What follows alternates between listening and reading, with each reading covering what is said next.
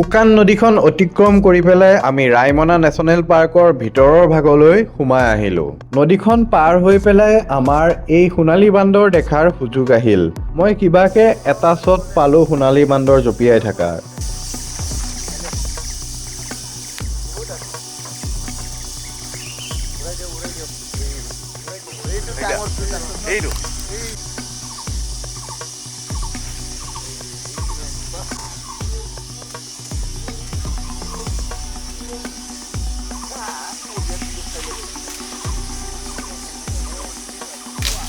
সোণালী বান্দৰ আমাৰ মজা দৰ্শন হ'ল আজি ৰাইমনাত আহি পেলাই। প্ৰায় বিলুপ্তই হৈছেগৈ সোণালী বান্দৰ, ক'তো পাবলৈ নাই। কিন্তু ৰাইমনাত এনেকৈ মুকলিভাৱে ঘূৰি থকা দেখি পেলাই সোণালী বান্দৰকেইটা মনটো বহুত ভাল লাগি গ'ল। আমি সেউজীয়া পৰিৱেশত জংঘলৰ মাজেদি লুংলুঙীয়া ৰাস্তাটো দি আগবাঢ়িলোঁ। আমি চৰাই চিৰিকটি বহুত দেখিছোঁ যদিও ৰেকৰ্ডিং কৰিবলৈ তেনেকৈ পোৱা নাই, কাৰণ ৰাস্তাটো খলা বমা, বহুত জোকাৰণি, ফ্ৰেমত ভূমিকম্প আহি যায়, ভালকৈ ফ'কাছেই কৰিব নোৱাৰি।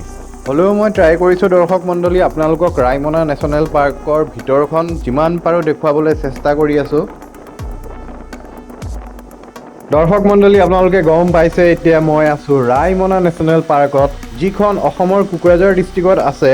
আৰু এইখন এখন নতুন নেশ্যনেল পাৰ্ক, আৰু এই নেশ্যনেল পাৰ্কখন 2021তহে ঘোষণা কৰা হৈছিল যে এখন নেশ্যনেল পাৰ্ক। বড়োলেণ্ড টেৰিটৰিয়েল ৰিজনত নতুনকৈ ঘোষণা কৰা এই নেশ্যনেল পাৰ্কখনৰ কাৰণে আমি আমাৰ মুখ্যমন্ত্ৰী হিমন্ত বিশ্ব শৰ্মা মামাক ধন্যবাদ দিবই লাগিব, কাৰণ তেওঁৰ প্ৰচেষ্টা অবিহনে এখন জংঘল ঘপকৈ নেশ্যনেল পাৰ্ক কেতিয়াও হ'বগৈ নোৱাৰে।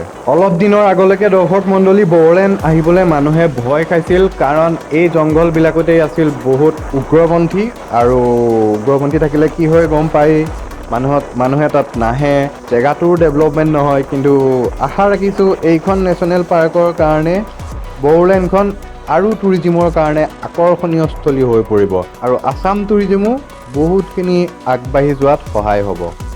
এইটো জীৱ জন্তুৱে পানী খাবৰ কাৰণে বনাইছে। আগৰ দিনত ফৰেষ্ট ডিপাৰ্টমেণ্টত জীৱ জন্তু মাৰি টপ নাপাইছিল, আৰু আজিৰ ডেটত এয়া জীৱ জন্তুৰ কাৰণে পানী খোৱা এটা সৰু পুখুৰী বনাই দিছে। ইয়াত এটা টাইম লেপ ফিট কৰিব পৰা হ'লে বহুত ভাল লাগিলে। এতিয়া দৰ্শক মণ্ডলী, ইয়াৰ পৰা আমি উভতিব লৈছোঁ। জংঘলৰ মাজত আহি আজি বহুতেই ভাল লাগিল। আপোনালোকে শুনিছে জিলিৰ মাত, পৰিৱেশটো বহুতেই বেলেগ হৈ থাকে, আৰু মন প্ৰাণ ভাল লাগি যায়। ভয় লাগি আছে বাঘ চাঘ ওলাই যাব পাৰে বুলি, সেইটো বাৰু বেলেগ কথা।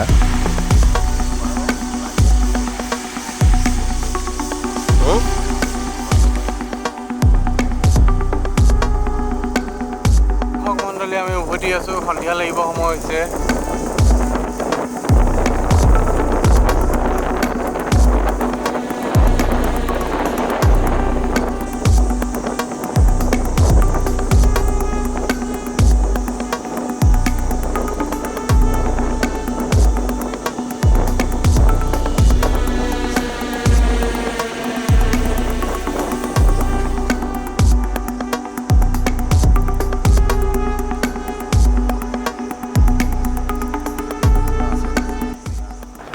এতিয়া আমি নদীৰ মাজেদি গৈ আছোঁ। এইখন ভূটানৰ পৰা নামি অহা নদী হয়, সেইকাৰণে পানী নাই। দাদা, নদীখনৰ নামটো কি?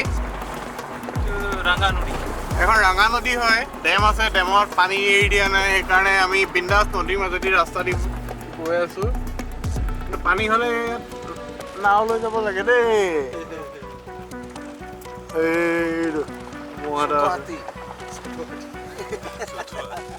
দৰ্শক মণ্ডলী, অসম ট্ৰেভেল ডায়েৰিজ ইয়াতে সমাপ্ত কৰিম। আপোনালোকক 9টা এপিছড আগবঢ়ালোঁ। আপোনালোকে ব্লগকেইটা যদি চাইছে, কেনেকুৱা পাইছে জনাব। আপোনালোকে এইকেইটা জেগালৈ গৈছিল নে নাই কমেণ্ট কৰি জনাব। বহুতকেইটা জেগা দেখালোঁ, উজনি অসমৰো দেখালোঁ, নামনি অসমত আহিলোঁ আমি, এয়া বড়োলেণ্ড। আপোনালোকে আশা কৰোঁ ভাল পাইছে। ইয়াৰ পিছত আকৌ দৰ্শক মণ্ডলী বেলেগ এটা জেগাত, বেলেগ এটা লোকেশ্যনত লগ পাম। আপোনালোকে চেনেলটো ছাবস্ক্ৰাইব কৰিব, শ্বেয়াৰ কৰিব, আৰু পাৰিলে যিমান পাৰে ঘূৰি মেলি মন চন সতেজ কৰি ৰাখিব, কাৰণ মন থাকিলেহে চন, বাকৰি মাটিতে ধন।